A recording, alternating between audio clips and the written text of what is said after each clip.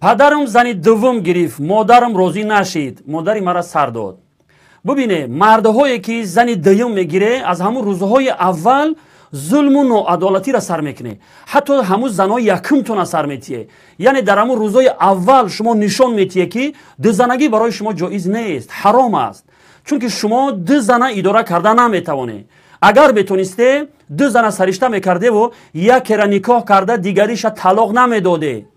дузанагӣ барои ҳар марде ҷоиз нест.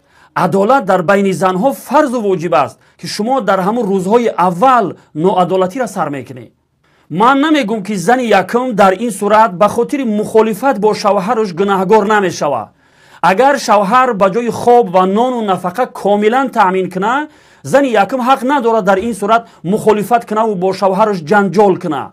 дар ин сурат агар зан мухолифат кунаву ҷанҷола бардора, албатта гунаҳгор мешавад.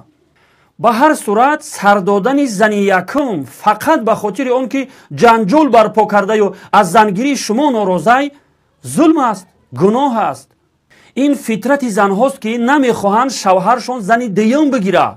ира пешаи зангирӣ шумо медонисте ки зани якум ҷанҷол мекунад. медонисте ки агар зан бигире ҳамин хел паришониҳо ҷанҷоло мешавад.